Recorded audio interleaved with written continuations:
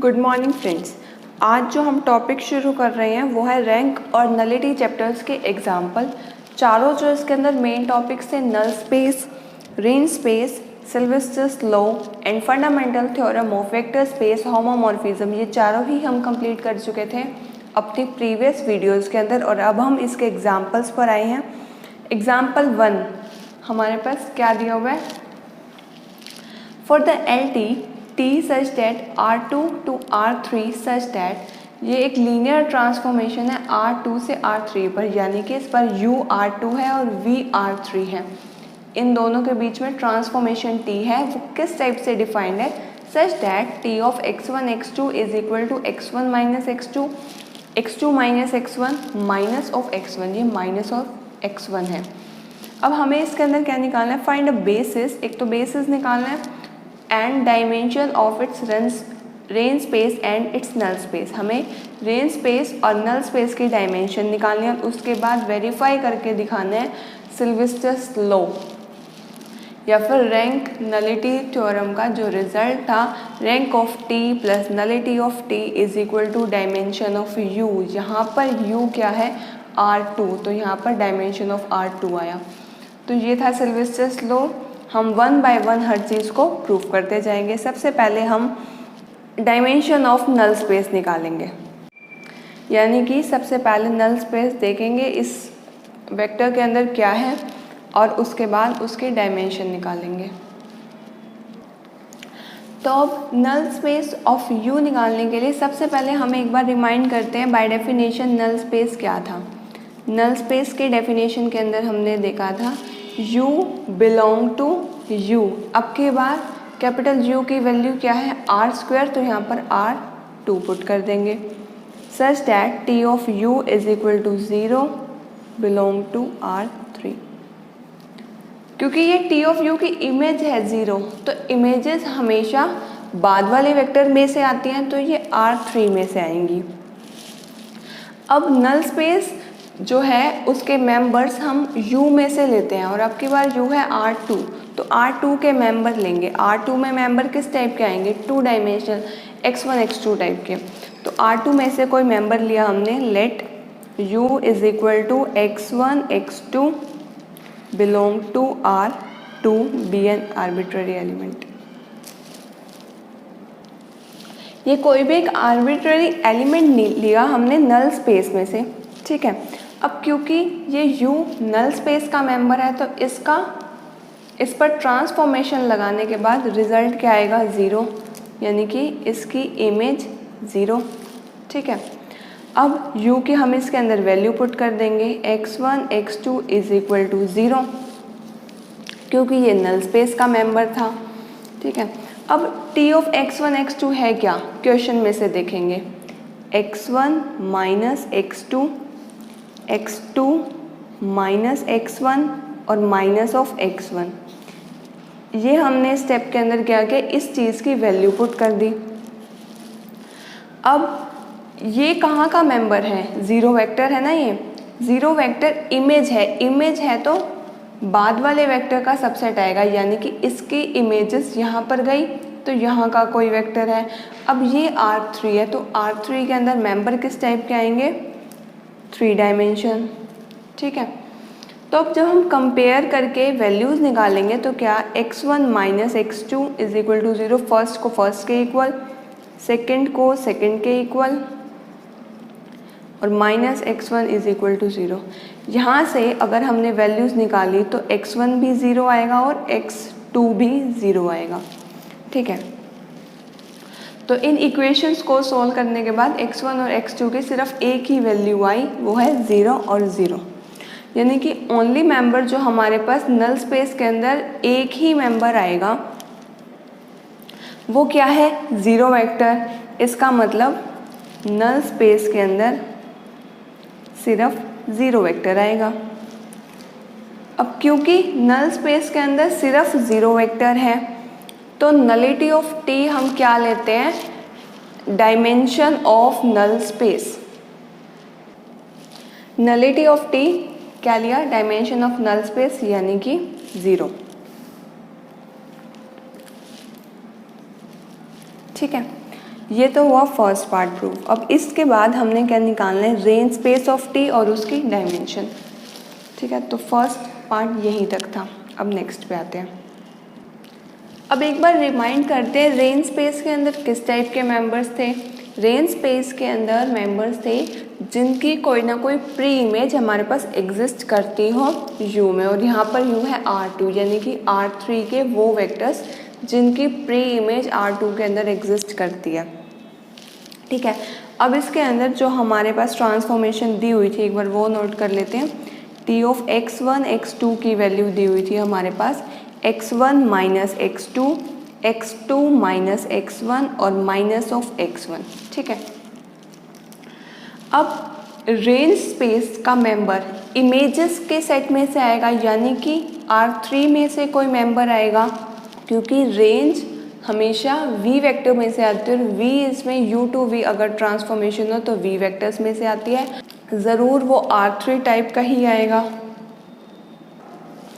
अब देखिए, मान लिया हमने RT का कोई एलिमेंट है V।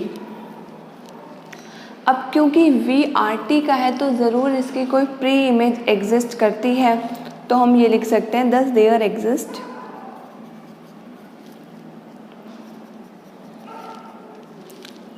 Pre image. अब प्री इमेज कहाँ से आएगी, R2 में से, तो वो 2 डायमेंशन की ही आएगी, belong to R square such that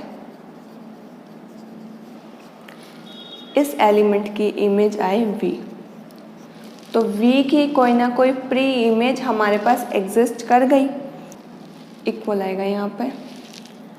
इसी चीज़ को हम अब किस टाइप से एक्सप्रेस कर सकते हैं, हमारे पास कोई वेक्टर है x1 x2, क्या इसको हम इस फॉर्म में लिख सकते हैं? क्योंकि देखिए, अगर हमने इसको इस फॉर्म में लिखा तो इन दोनों को मल्टीप्लाई करके आया x1 0 और यहाँ पे 0 x2, तो इन दोनों को ऐड करके x1 x2।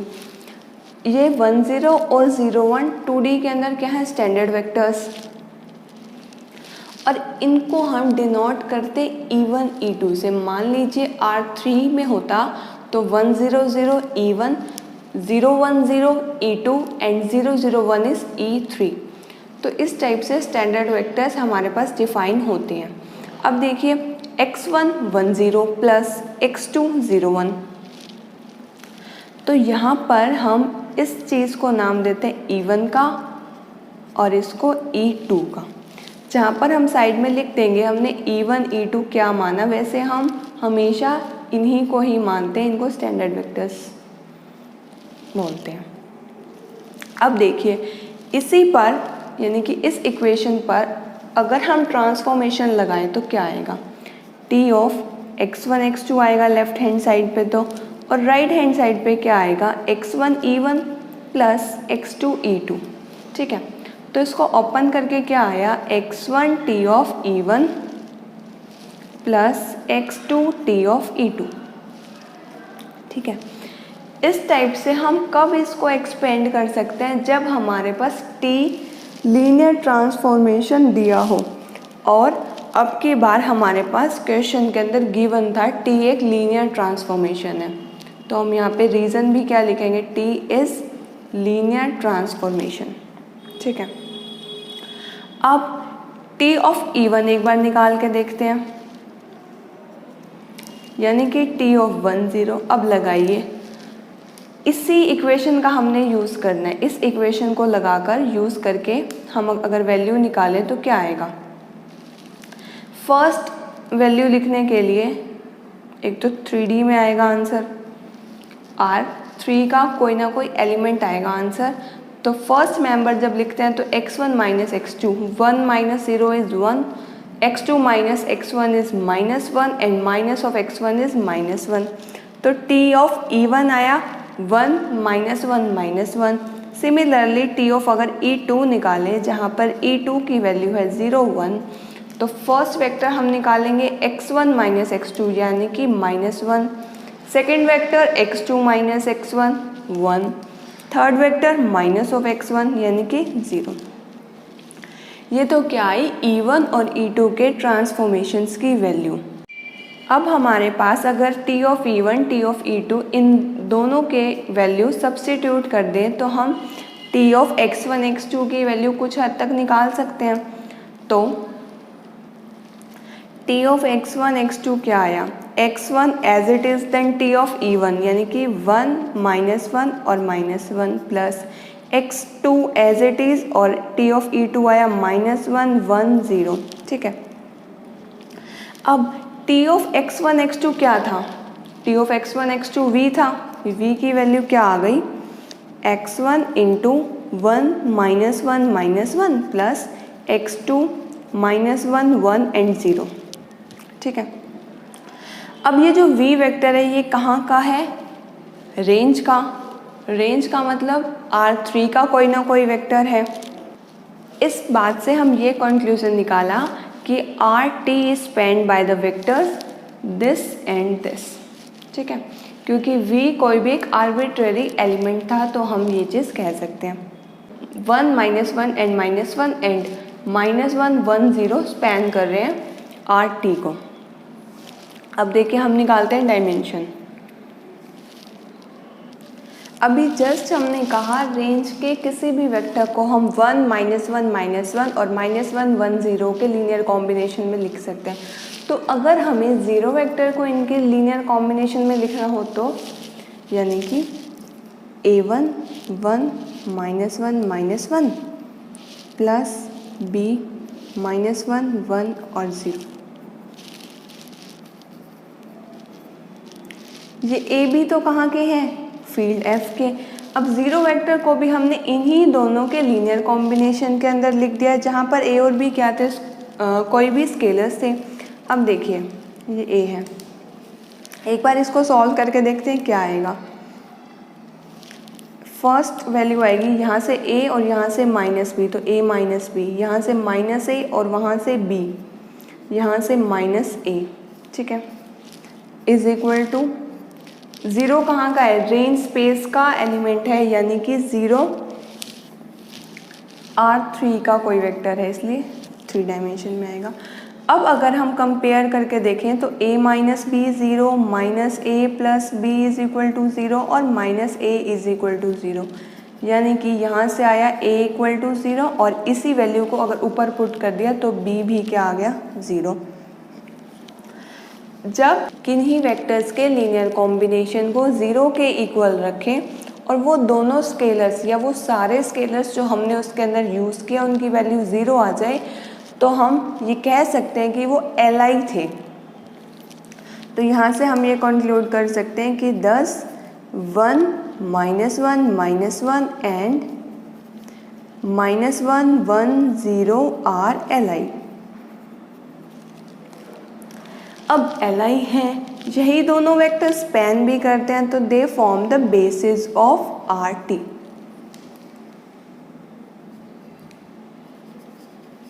These form basis of RT।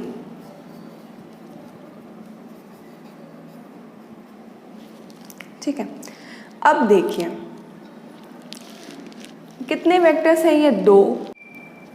Basis के अंदर जितने भी नंबर ऑफ वेक्टर्स होते हैं उसी को हम डायमेंशन ऑफ दैट वेक्टर कहते हैं। जैसे इसके अंदर रेंज स्पेस था तो रेंज स्पेस के बेसिस के अंदर जितने भी वेक्टर्स आएंगे वो है डायमेंशन ऑफ रेंज स्पेस। तो डायमेंशन ऑफ रेंज स्पेस निकालने के लिए एक वेक्टर 2 वेक्टर तो 2 आए। ठीक है, और डायमेंशन ऑफ अगर हमने R² निकालना है, देखिए डायमेंशन ऑफ नल स्पेस क्या था, 0 और डायमेंशन ऑफ रेंज स्पेस आया 2 और डायमेंशन ऑफ R² हमने बाय सिल्वेस्टर्स लॉ पढ़ रखा है, dimension of null space plus dimension of range space के इक्वल आता है।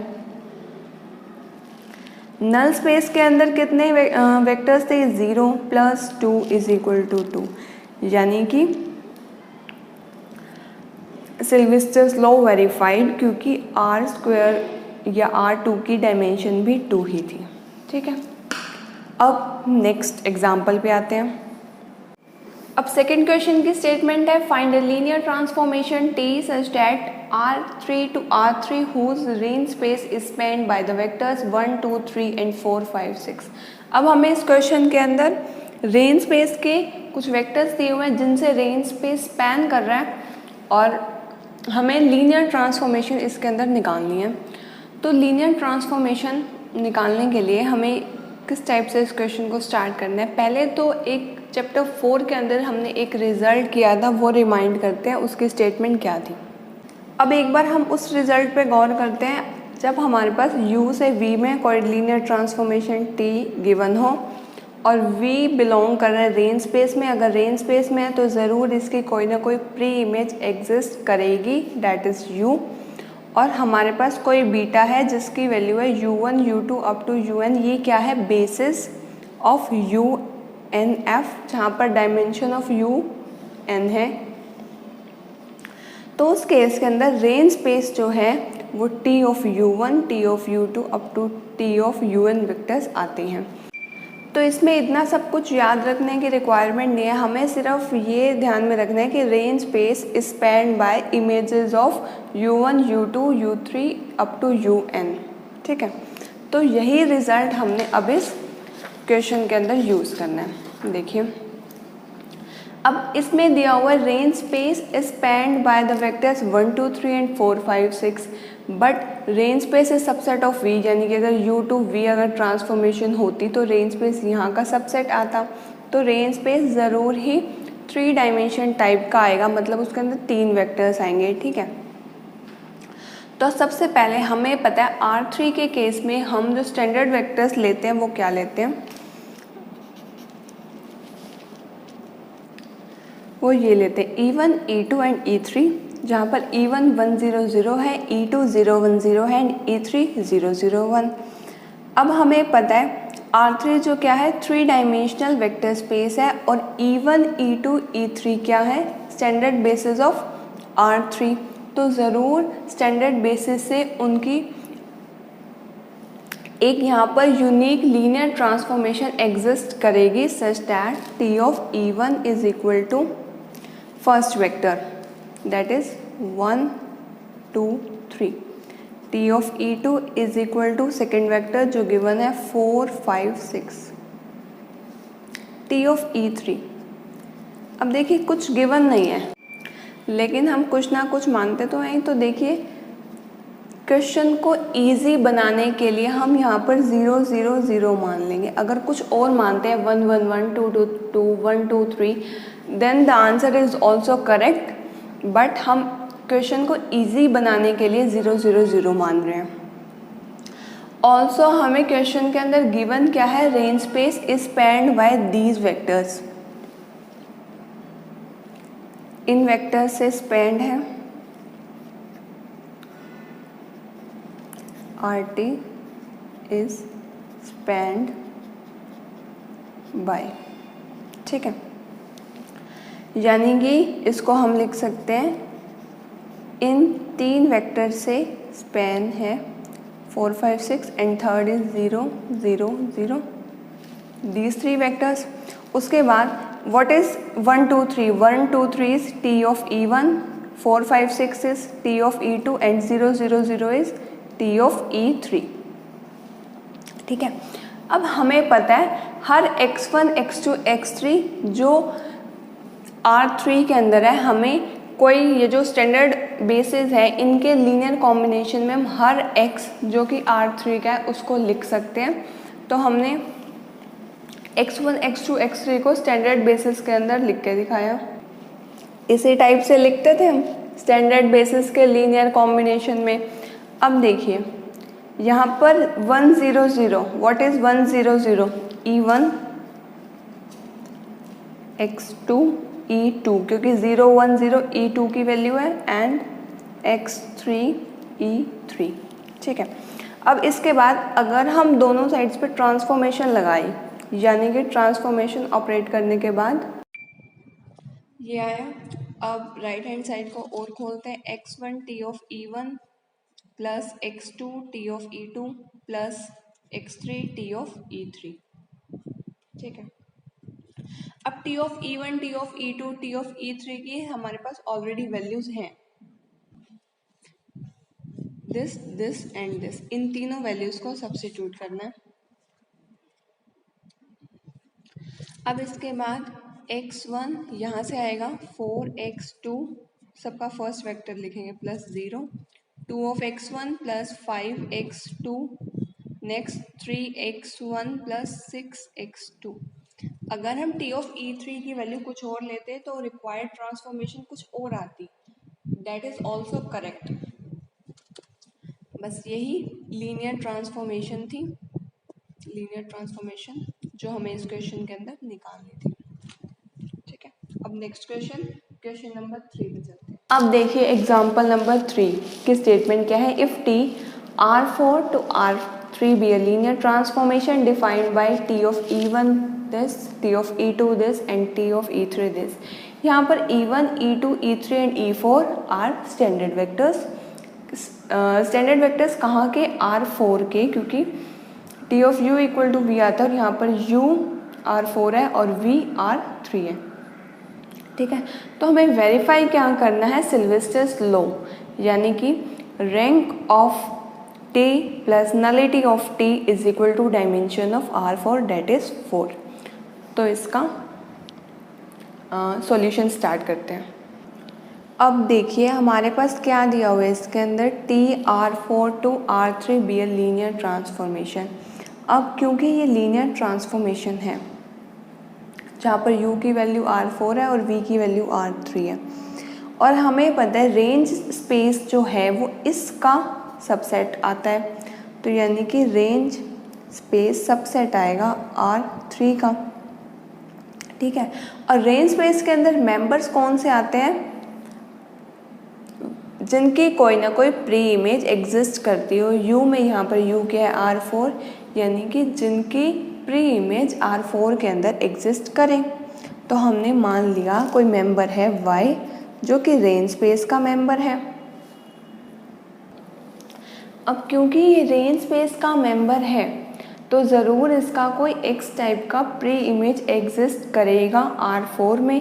Then there exist x belong to R4 such that t of x equal to y, जहाँ पे y इमेज है और x प्री इमेज है। अब देखिए x कहाँ से आएगा? R4 में से, और y R3 में से। तो अब ये जो x R4 में से आया,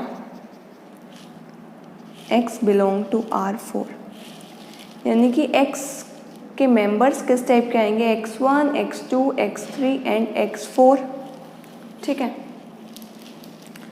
अब x को ही हम इस टाइप से लिख सकते हैं, x1 1 0 0 0 plus x2 0 1 0 0 plus x3 0 0 1 0 plus x4 0 0 0 1।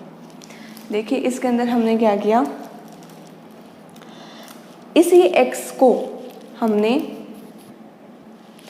इन चार वेक्टर्स के लीनियर कॉम्बिनेशन में लिख दिया, और ये चारों वेक्टर कौन थे? स्टैंडर्ड वेक्टर्स ही थे, जिनको हम E1, E2, E3 and E4 से डिनोट भी करते हैं।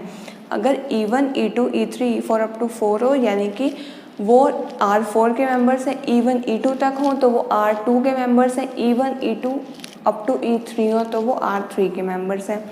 अब देखिए इसको ओपन करके भी यही आएगा, x1, x2, x3, x4, क्योंकि यहाँ से x1, यहाँ से 0 x2 0 0, यहाँ से 0 0 x3 0 एंड यहाँ से 0 0 0 x4।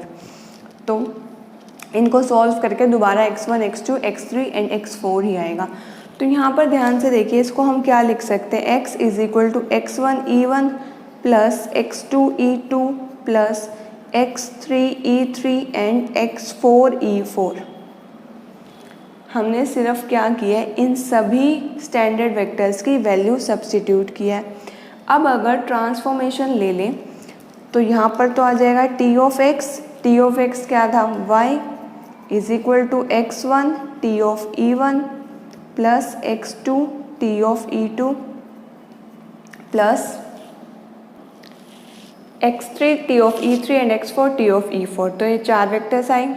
ठीक है, अब T of E1, T of E2, T of E3 and T of E4 की वैल्यूज़ हमारे पास क्वेश्चन के अंदर ऑलरेडी गिवन है।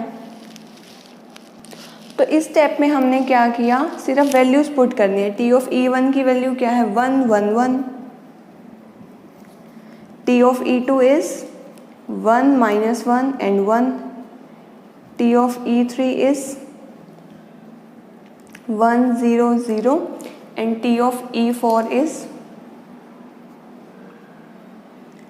1 0 1। डायरेक्ट हमने इनकी वैल्यू सब्स्टिट्यूट की जो हमें गिवन थी। अब देखिए y क्या है, कोई भी आर्बिट्ररी मेंबर है रेंज स्पेस का जो कि इन 4 वेक्टर्स के लीनियर कॉम्बिनेशन में लिखा गया है, यानी कि दीज ऑल द वेक्टर्स,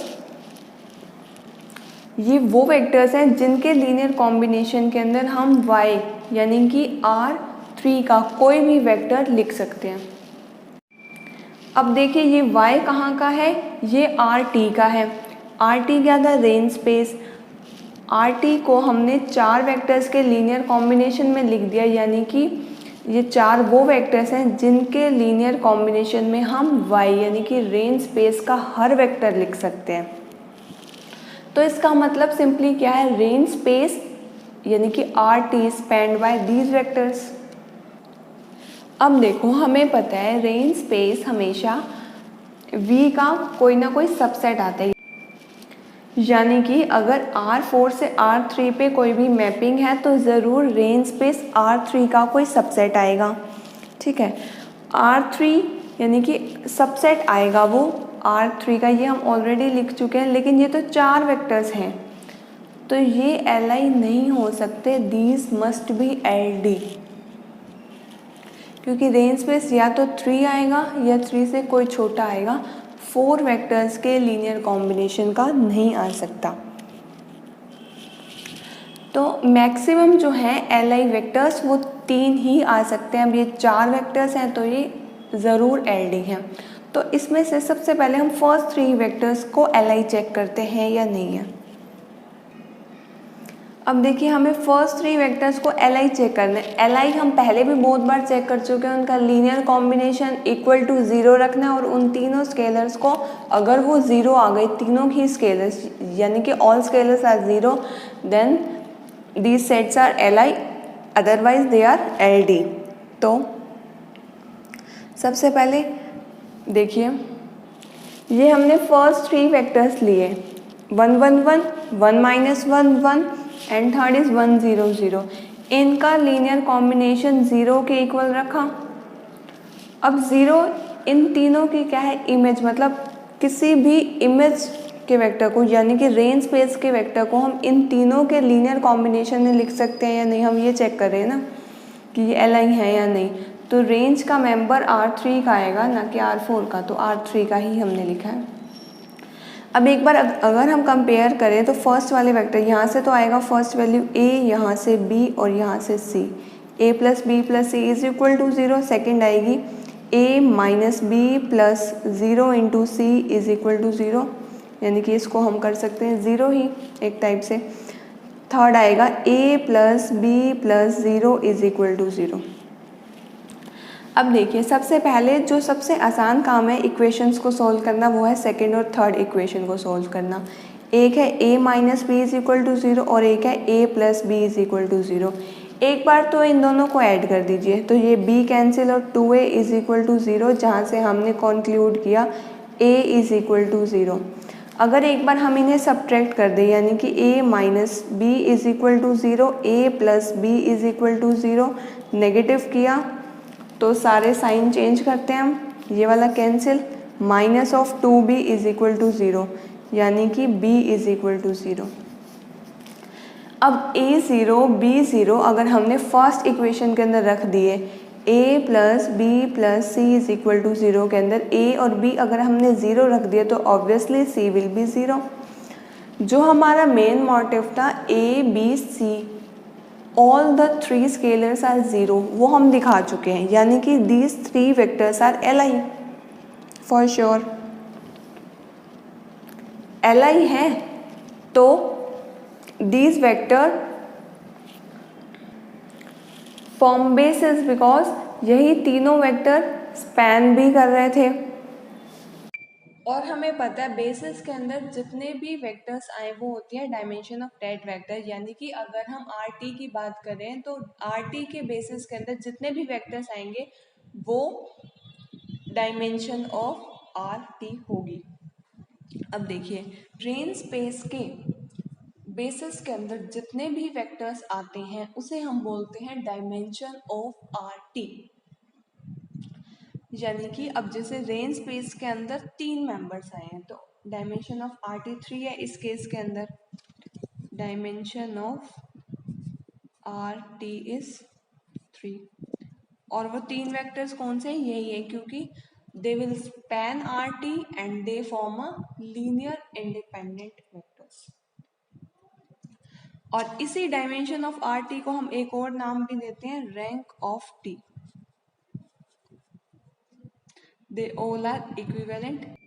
इसी चीज को हम रो ऑफ टी से भी लिखते हैं, ठीक है। अब ये तो था रेन स्पेस की हमने डायमेंशन निकाली। अब now come to the next topic dimension of null space, क्योंकि सिल्वेस्टर्स लॉ को प्रूव करने के लिए हमें डायमेंशन ऑफ नल स्पेस चाहिए थी, डायमेंशन ऑफ रेन स्पेस, ताकि उन दोनों को इक्वल करके हम डायमेंशन ऑफ यू, यहाँ पर यू क्या था R4 निकाल पाए, ठीक है। डायमेंशन ऑफ एन टी निकालते हुए अब ये बात तो हमारे माइंड में बहुत अच्छे से है कि नल स्पेस जो है R4 का ही कोई ना कोई सब स्पेस आएगा, क्योंकि अगर U से V कोई ट्रांसफॉर्मेशन है तो U का सब स्पेस आता है एन टी में। और R4 है इस बार U, तो R4 के अंदर मेंबर किस टाइप के हैं x1 x2 x3 and x4। तो हमने लेट कर लिया U x1 x2 x3 x4, क्योंकि एनटी के सारे ही मेंबर्स इसी टाइप के आएंगे। Belong to null space subset of R4। इस टाइप के मेंबर नल स्पेस में है और नल स्पेस किसका सबसेट आएगा R4 का। और जो भी वेक्टर नल स्पेस के अंदर चले गए उनकी ट्रांसफॉर्मेशन की वैल्यू आएगी 0। अब हमें पता है u की वैल्यू तो क्या है x1 x2 x3 x4। u हमारे पास है x1 x2 x3 and x4। इसको हम लीनियर कॉम्बिनेशन में लिख सकते हैं जैसे हमने आर टी में किया। आर टी के वेक्टर को हमने x1 e1 x2 e2 x3 e3 और x4 e4 इस टाइप से रिप्रेजेंट किया था। अब की बार हमने x1 x2 x3 और x4 को जब रिप्रेजेंट किया तो x1 1 0 0 0 that is e1, x2 0 1 0 0। बाकी दो वेक्टर्स भी हम सिमिलरली लिख देंगे। अब एक बार इसकी वैल्यूज पुट करके देखिए, this is e1 this is e2 x2 e2 x3 e3 x4 e4, ठीक है। अब हमारे पास हमने x1 x2 x3 x4 को e1 e2 e3 e4 के लीनियर कॉम्बिनेशन में तो लिख दिया। अब अगर हम इन पे ट्रांसफॉर्मेशन लगाएं t of x1 x2 x3 x4, ये तो आ जाएगी लेफ्ट हैंड साइड। अब x1 x2 x3 x4 की वैल्यू तो क्या है u, तो t ऑफ u भी लिख सकते हैं is equal to t of this, जो हमने लिख दिया। अब गिवन क्या है क्वेश्चन के अंदर कि t हमारे पास लीनियर ट्रांसफॉर्मेशन है। जब लीनियर ट्रांसफॉर्मेशन दी हो तो हम इस टाइप से उसको एक्सपेंड करके लिख सकते हैं। अब x1 बाहर t of e1 as it is, x2 बाहर t of e2 as it is, similarly x3 बाहर t of e3 as it is. अब ये हमने लिखा। इसके बाद क्योंकि अगर नल स्पेस का मेंबर दिखाना है तो इसे equal to T of U को रखना है इक्वल टू 0। तो टी ऑफ यू क्या थी लेफ्ट हैंड साइड यानी कि यहाँ पर रखते हैं इक्वल टू 0। अब अगर 0 हमने रखा तो T of E1, T of E2, T of E3 and T of E4 की वैल्यूज हमारे पास क्वेश्चन के अंदर गिवन थी। एक बार पुट कर देते हैं उस क्वेश्चन में से देख के, 0 is equal to x1, T of E1 की वैल्यू है हमारे पास 111, टी ऑफ E2 की वैल्यू 1 माइनस 1 1, ये values as it is question के अंदर गिवन थी। 100 plus x4, T of E4 की वैल्यू है 101। देखिए ये आया हमारे पास। अब इसके बाद अगर इनको हम सॉल्व करके लिखें, यानी कि इन सभी का फर्स्ट वेक्टर क्या आएगा, x1 को 1 से मल्टीप्लाई किया, x1 यहाँ पर फर्स्ट वैल्यू आएगी, x2 positive, x3 positive and x4 positive, comma x1 positive negative of x2, plus में 0 इंटू x3 इज 0, प्लस में x4 इंटू 0 इज 0, यानी कि x1 माइनस x2 आएगा बस। इसके बाद यहाँ पर देखिए थर्ड वेक्टर x1, x2 और x4 इज इक्वल टू 0 आया हमारे पास। ठीक है, अब देखते हैं आगे। अब ये हमने प्रीवियस पेज से एज इट इज नोट कर लिया जो वैल्यूज आई थी। अब 0 क्या है, क्योंकि रेंज का कोई ना कोई मेंबर है इसलिए R3 में बिलोंग करता होगा। और अब इन तीनों की फर्स्ट वेक्टर की वैल्यू हमने रखी फर्स्ट के इक्वल, सेकंड की भी 0, थर्ड की भी 0, क्योंकि राइट हैंड साइड में तीनों ही वेक्टर्स क्या है 0। x1 plus x2 plus x4 is equal to 0। अब यहाँ से सबसे इजी सॉल्व करनी है ये वाली इक्वेशन। यहाँ से क्या आ गया हमारे पास, x1 is equal to x2।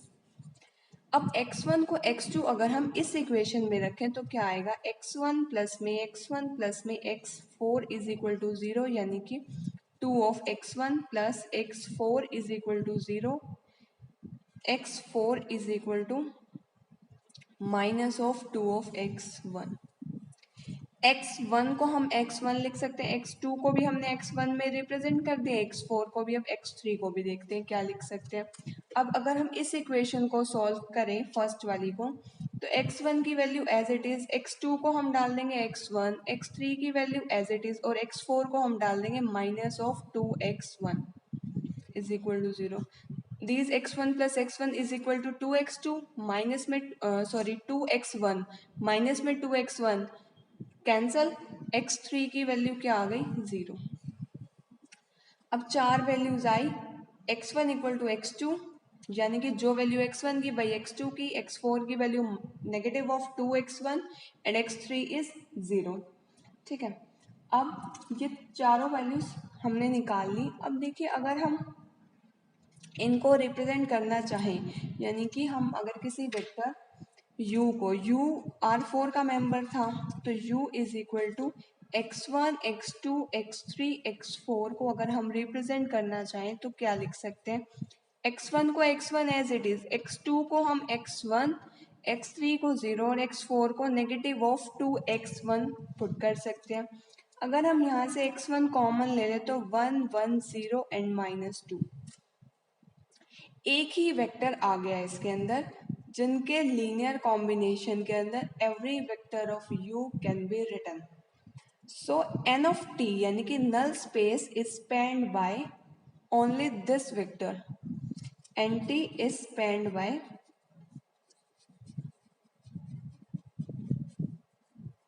Bye 1 1 0 -2। अब आपको पता है डेट एंटी is spanned by these vectors, और बेसिस बनाने के लिए एक स्पैनिंग और एक एल की ज़रूरत होती है। अब स्पैन तो कर दिया, एल के लिए ये सिंगलटन वेक्टर है and singleton vector is always L. कैसे, देखिए एल को दिखाने के लिए हम उसके स्केलर कॉम्बिनेशन यानी कि लीनियर कॉम्बिनेशन को हम रखते हैं 0 के इक्वल, और अगर सारे स्केलर 0 आ जाए तो एल मान लेते हैं हम उसको। अब a into this vector is equal to 0, अब इसको इसके साथ मल्टीप्लाई करके आया a 0 एंड -2a, और ये भी क्या है, R4 का वेक्टर है, इसलिए 0 0 0 0। अब यहाँ से कंपेयर करके ए की वैल्यू क्या आ गई, 0, जबकि हमने इस क्वेश्चन के अंदर एक ही स्केलर लेट किया था, उसी की वैल्यू हमने 0 निकाल दी। तो हम ये शो कर चुके हैं that it forms the basis. अब देखिए डायमेंशन ऑफ रेंज स्पेस, इस क्वेश्चन के हम पहले ऑलरेडी निकाल चुके हैं, इस क्वेश्चन में 3 आया था। और डायमेंशन ऑफ नल स्पेस अब की बार 1 आ गया। बाय सिल्वेस्टर्स लॉ हम फॉर्मूला क्या लगाते हैं, डायमेंशन ऑफ रेंज स्पेस, या इसी को हम क्या कहते हैं, रो ऑफ टी। और नल स्पेस की डायमेंशन को बोलते हैं नलिटी, यानी कि म्यू टी। तो rho of T plus mu T की अगर हम वैल्यू निकालें दैट इज 3 + 1 = 4। ठीक है, तो यही क्या थी, डायमेंशन ऑफ R4। और यही इसके अंदर हमने प्रूफ करके दिखाना था, यानी कि सिल्वेस्टर्स लॉ को वेरीफाई करके दिखाना था, सो हमने कर दिया। अब चलते हैं नेक्स्ट क्वेश्चन की ओर। नेक्स्ट क्वेश्चन है question 4 and last example of this chapter. अब देखिए नेक्स्ट क्वेश्चन की स्टेटमेंट है, let V be the vector space of 2 × 2 matrix over R। V जो वेक्टर स्पेस है, इसके अंदर वेक्टर्स किस टाइप के हैं, 2 × 2 मैट्रिक्स ओवर रियल, यानी कि सारी वैल्यूज रियल आएंगी, कॉम्प्लेक्स का इसके अंदर कोई यूज नहीं है। And let M = 1 -1 -2 and 2। ये जो M वेक्टर, ये जो M एक मैट्रिक्स दी हुई है 2 × 2 की, ये हमें बाद में यूज करनी है किस टाइप से, let T such that V to V, V से V पे लीनियर ऑपरेटर है, क्योंकि लीनियर ऑपरेटर क्या था, जब हम सेम वेक्टर से सेम वेक्टर को मैप करते हैं, और इसकी ज़रूर फील्ड भी सेम आएंगी, क्योंकि जब भी लीनियर ट्रांसफॉर्मेशन हम किन्हीं दो के बीच के अंदर एग्जिस्ट कराते हैं तो दोनों ही वेक्टर्स की फील्ड सेम आती है। Be the linear map defined by transformation कुछ इस टाइप से डिफाइंड है, that T of A = MA for all A belong to V, find the basis and dimension of range of T and null space of T। अब हमें basis और dimension निकालनी है range of T और null space of T की। सबसे पहले तो देखते हैं स्टैंडर्ड वेक्टर्स जब हमने यूज़ किए हैं R2, R3 और R4 के अंदर, अब तक हम यूज़ कर चुके हैं। R2, R3 के अंदर किस टाइप के हम मेंबर स्टैंडर्ड वेक्टर्स के अंदर लेते थे। सबसे पहले देखिए R3 का एग्जाम्पल लिया तो R3 के अंदर 1 0 0 0 1 0 एंड 0 0 1 इस टाइप के हम स्टैंडर्ड वेक्टर्स का यूज़ करते थे। लेकिन अब मैट्रिक्स के फॉर्म में है मैपिंग या ट्रांसफॉर्मेशन, तो अब जो स्टैंडर्ड वेक्टर्स लेंगे, यानी कि जो बेसिस के अंदर हम स्टैंडर्ड वेक्टर यूज़ कर रहे हैं, वो भी कुछ 2 × 2 मैट्रिक्स की फॉर्म के आएंगे। तो एक बार देखिए, अगर मैं लिखूं B = 1 0 0 0 0 1 0 0 0 0 1 0 all zeros and last is 1। तो ऑब्वियसली हम इन्हीं की फॉर्म में इसको डिफाइन कर सकते हैं, क्योंकि कोई भी अगर वेक्टर हमने 2 × 2 मैट्रिक्स का लिया तो आप बेशक निकाल के देख लीजिए, वो इन चारों के लीनियर कॉम्बिनेशन में हम लिख सकते हैं। अब क्योंकि what is T of A, अब पहले तो देखेंगे ट्रांसफॉर्मेशन इसमें किस टाइप से डिफाइंड है। अब T ऑफ A डिफाइंड है हमारे पास MA इस टाइप से, for all A belong to V। अब देखो, अगर हम एक के निकाल के देखें, T ऑफ 1 0 0 0 की निकालें तो क्या आएगी, MA। What is the value of M, question में से एज इट इज़ लिख लेंगे। What is the value of A तो यही था T ऑफ A, तो A 1 0 0 0 है। अब इसका रिजल्ट निकालने के लिए सिंपल हमने 2 × 2 की मैट्रिक्स मल्टीप्लिकेशन करनी है, तो रिजल्ट क्या आएगा, 1 0 -2 एंड 0। अब नेक्स्ट वेक्टर 0 1 0 0, इसका भी सेम वे में हम निकालेंगे, यहाँ पर M यहाँ पर A रख देंगे, तो इसी टाइप से हम चारों वेक्टर्स की निकालेंगे। देखिए चारों वेक्टर्स की ट्रांसफॉर्मेशन इस टाइप से आएंगी, कहीं पे डाउट नहीं आएगा इसमें, क्योंकि सिर्फ 2x2 की मैट्रिक्स का मल्टीप्लिकेशन ही करना है, जहाँ पर ए तो यही वाले वेक्टर्स लेंगे और एम ऑलरेडी क्वेश्चन में दिया हुआ है, तो ये 4 वैल्यूज आई। अब ये 4 वैल्यू क्या है, इमेजेस ऑफ आर टी, मतलब कि इमेजेस तो है वेक्टर की, और इमेजेस जो वेक्टर की आए वो रेंज स्पेस में जाती हैं, ठीक है। तो अगर हम इनके मेंबर्स को यानी कि 1 0 -2 0 0 1 0 -2 एंड सो ऑन, इन सभी को एक और मैट्रिक्स की रोज की फॉर्म में लिख के दिखाऊं, तो ये मैट्रिक्स बन जाएगी 4x4 की, जिसके अंदर ये जो रोज हैं इसके एलिमेंट्स वही हैं जो इमेजेस के मेंबर्स आए थे, ठीक है, एज इट इज़ वही लिख रखे हैं। अब देखिए इसी मैट्रिक्स को और थोड़ा सा सिंप्लीफाई करने के लिए अगर हम इस पे रो ट्रांसफॉर्मेशन लगा दें, यानी कि दिस इज सिमिलर टू, ध्यान से देखिए, here first and third row are exactly same, तो अगर हम R3 tends to R3 plus R1 कर दें तो 1 2 1 0 -2 0 0 1 0 -2, first 2 rows as it is, third row को फर्स्ट रो के अंदर ऐड किया तो 0 0 0 0 बन गया, एंड जब फोर्थ रो को सेकंड रो के अंदर ऐड किया तो बन गया 0 0 0 0।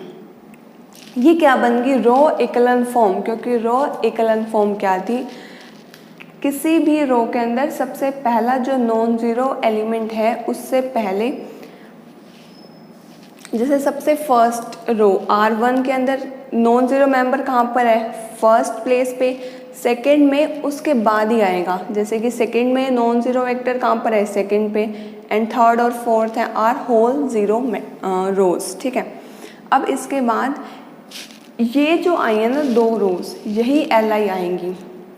ये दूसरे मेथड से भी हम कर सकते थे, लेकिन इसको आसान मेथड इसका मैट्रिक्स के वे में ही है, तो ये दोनों रोज क्या बन रहे हैं, बेसिस सेट फॉर RT, तो हम यहाँ लिख सकते हैं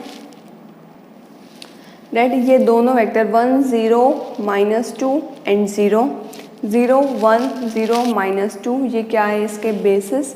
अब देखिए हमने इस फॉर्म में क्यों लिखा, वो हमने सिर्फ Li वेक्टर्स निकालने के लिए उसको मैट्रिक्स फॉर्म में कन्वर्ट किया था, अदरवाइज तो ये पहले भी 2x2 की मैट्रिक्स ही थी, तो वापस उस फॉर्म में ले आए। अब देखिए ये क्या है, रेंज स्पेस के कुछ मेंबर्स हैं, रेंज स्पेस के अंदर जितने भी उसके बेसिस के अंदर एलिमेंट्स आए उसको हम बोलते थे dimension of range space, that is 2, क्योंकि इसके अंदर 2 मेंबर्स हैं तो ये आ गई डायमेंशन ऑफ रेंज स्पेस। अब हमें सिर्फ क्या निकालना है, नल स्पेस के बारे में, ये दोनों चीज़ें। अब जो इसके क्वेश्चन के अंदर लीनियर मैपिंग डिफाइंड थी वो T सच दैट V2V थी, ठीक है। अब V क्या थे यहाँ पर, कोई भी 2x2 की मैट्रिक्स, तो हमने एक ऐसी मैट्रिक्स मान ली ABCD, ये 2x2 की है, मान लिया ये V के अंदर है। अब नल स्पेस ऑफ T के अंदर कौन से मेंबर्स आते हैं जिनकी इमेज 0 आए, तो अगर ये ABCD अगर नल स्पेस में है तो ज़रूर इसकी इमेज आएगी 0, ठीक है, इसकी इमेज 0। T ऑफ ABCD की वैल्यू पुट कर देंगे हम, कैसे, T of A is equal to MA लगा के, M क्या था 1 -1 -2 एंड 2, ये M की वैल्यू क्वेश्चन के अंदर गिवन थी, और ABCD as it is equal to 0 भी कहाँ का है, V से, और V क्या है 2x2 मैट्रिक्स, ठीक है, तो 0 0 0 0 फॉर्म का आया। अब देखिए इसकी सिंपल मल्टीप्लिकेशन करनी है हमने, मैट्रिक्स मल्टीप्लिकेशन, तो आंसर क्या आ जाएगा, थोड़ा सा इसको A - C B - D and this is -2A + 2 of C -2B + 2D is equal to 0 0 0 and 0, ठीक है। अब कंपेयर करके A - C = 0, B - D is equal to 0, -2A + 2C is equal to 0, -2B + 2D is equal to 0, ठीक है। यहाँ से अगर हम निकालें A इक्वल टू सी आ गया हमारे पास और B इक्वल्स टू डी आ गया। सिमिलरली यहाँ से भी क्या आएगा, A इक्वल टू सी और यहाँ से भी B इक्वल्स टू डी, यानी कि C और D तो कोई आर्बिट्ररी मेंबर ही लेंगे या फिर A और B को ले लो, मतलब कोई दो वेक्टर आर्बिट्ररी लेंगे और बाकी दो वेक्टर्स उन पे डिपेंडेंट है। यानी कि जो इंडिपेंडेंट मेंबर्स हैं वो कौन से आए इसके अंदर, A और B, मतलब दो वेक्टर्स हैं इंडिपेंडेंट। तो हमारे पास dimension of null space is equal to 2। ठीक है, अब देखो एक बार हमने इसके अंदर क्या किया, if C equal to 1 and D equal to 0 रखा। ठीक है, किस में रखेंगे हम, इसी मैट्रिक्स के अंदर। तो एलिमेंट क्या बन जाएगा, देन द सॉल्यूशन। अब C को रखिए 1 और D को रखो 0,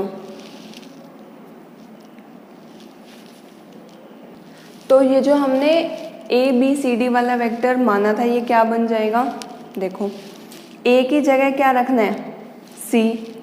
ठीक है, क्योंकि A और C तो क्या है इक्वल, तो C भी 1 और A भी 1, B और D दोनों 0। ठीक है, और अगर एक बार एक और वेक्टर निकालें हम C 0 और D 1 रख के, तो सॉल्यूशन क्या बन जाएगा, देखो C 0 तो ज़रूर A भी 0, तो A और C तो रख दिए 0, ये हम इस वेक्टर के अंदर पुट कर रहे हैं वैल्यूज़, और यहाँ पर दोनों 1 आ जाएंगे क्योंकि B और D क्या है इक्वल।